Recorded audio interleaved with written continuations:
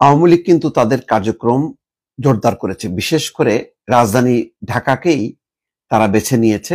মূলত এর কারণ আছে, বিগত হয়তো অভিজ্ঞতার আলোকে আওয়ামী লীগও বুঝতে পারছে যে আসলে ঢাকা যার দখলে থাকবে, মানে সরকার বা ক্ষমতা তার দিকেই হেলবে। বিগত সময় 15 বছরে আওয়ামী লীগের প্রধান কাজ ছিল সরকারের যে কোনোভাবেই ঢাকা যাতে দখল না হয়, কিন্তু সেটা আর রাখতে পারেনি। তো এখনো আওয়ামী লীগ হয়তো সেই বিরোধী দলের সেই পথ অনুসরণ করে তার কার্যক্রম জোরালো করেছে। জোরালো করার একটাই কারণ হচ্ছে শেখ হাসিনার বিচার শেষ পর্যায়ে, সুতরাং তার নিঃসন্দেহে মৃত্যুদণ্ডের একটি দণ্ড হবে, এ ব্যাপারে আর কোনো সন্দেহ নেই।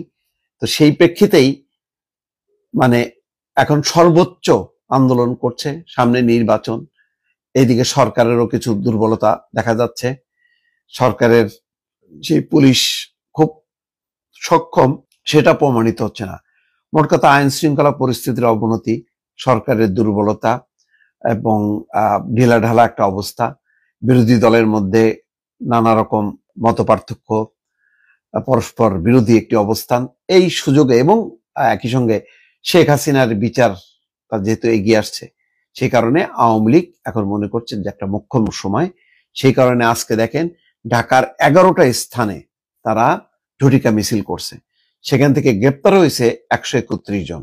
তো এখন আর আওয়ামী লীগ এটা ভাবতেছে না যে গ্রেপ্তার হবে, কারাগারে যাবে, তারপরে টাকা পয়সা দিয়ে জামিনে বেড়ে যাবে। আগে তো অবস্থা এরকম না যে ধরে নিয়ে গুম করে দিল, কোনো খবর নাই, সেই অবস্থা তো নাই। সুতরাং তারা মোটামুটি বুঝতে পারছে যে যাই হোক না কেন ওই কিছুটা তো জেল জুলুম হবেই, মানে কারাগারের মধ্যে থাকতে হবে, সেটা হয়তো পরবর্তী সময়ের জন্য পুরস্কার হিসেবে আসবে।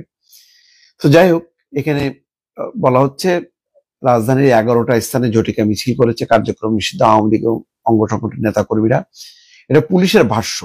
তাহলে বোঝা যাচ্ছে শুধু 11টা না, হয়তো আরো অনেক স্থানে, যেগুলি সব খবর হয়তো পুলিশ পায়নি। মঙ্গলবার এসব ঝটিকা মিছিলে অভিযান চালিয়ে 131 জনকে গ্রেপ্তার করা হয়েছে। মহানগর পুলিশের গণমাধ্যম এবং জনসংযোগ বিভাগ থেকে এই তথ্য জানানো হয়েছে। পুলিশ বলেছে বেশ কয়েকটি স্থানে মিছিলের সঙ্গে ককটেল বিস্ফোরণের ঘটনা ঘটেছে। কাউকে মিছিল থেকে আবার কাউকে মিছিলে প্রস্তুতি নেওয়ার সময় গ্রেপ্তার করা হয়েছে। কোনো কোনো মিছিলে 5 থেকে 30 জন পর্যন্ত অংশ নিতে দেখা গেছে। যাই হোক, ছোট ছোট মানে হইলেও মানে তারা তো নামতে শুরু করেছে, এইভাবেই হয় এবং অতীতে তাই হয়েছে, বিএনপি জামাত তাই করছে। তো এখন এই সব মিছিলগুলোর একটা আছে যে আওয়ামী লীগ তো 1 বছর